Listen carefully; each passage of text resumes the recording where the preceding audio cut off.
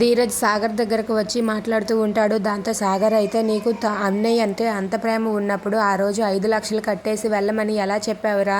నీకు అన్నయ్య అంటే అంత ప్రేమ కదా.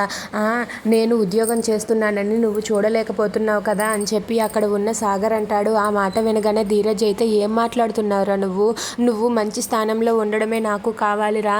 నువ్వు మంచి స్థానంలో ఉంటే ముందు సంతోషించిన వాడిని నేనేరా అని చెప్పి అక్కడ ఉన్న ధీరజ్ అంటాడు. దాంతో అక్కడ ఉన్న సాగర్ అయితే అవును మరి ఆ రోజు ఇంట్లో నుండి వెళ్తాను అంటే 5 లక్షలు కట్టకపోతే గానీ నువ్వు ఇల్లు కదలడానికి లేదని మరి పెద్ద పెద్ద మాటలు మాట్లాడావు కదా. నీకు బంధుత్వాల కన్నా డబ్బే విలువైపోయిందిరా అని చెప్పి సాగర్ ధీరజ్ని అంటాడు. ఆ మాట వినగానే ధీరజ్ ఒక్కసారిగా షాక్ అవుతాడు. అదేంట్రా అలా మాట్లాడతావు? అసలు నేను అలా ఆ ఉద్దేశంతో అస్సలు అనలేదురా. నిన్ను ఎలాగైనా ఈ ఇంట్లోనే ఉంచే ఉద్దేశంతో అన్నాను రా అని చెప్పి ధీరజ్ అంటాడు.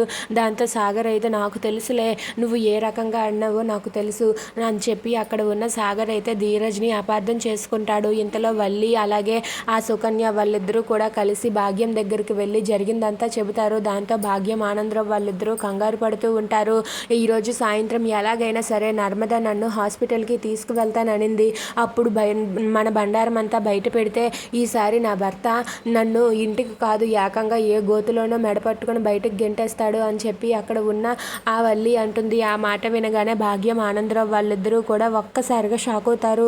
ఇప్పుడు సాయంత్రం నర్మదా నన్ను హాస్పిటల్కి తీసుకువెళ్తానన్న దాన్ని ఎలా ఆపడమో ఎవరు ఆపుతారో ఏంటో నాకు అస్సలు అర్థం అవ్వట్లేదు.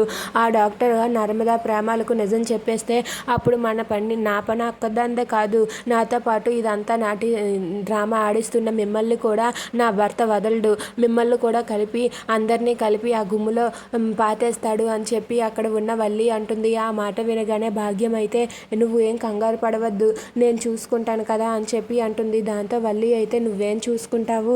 నా భర్తని ఆపడం ఎవరి వల్ల కాదు. ఆ నర్మద అయితే అస్సలు ఆగదు.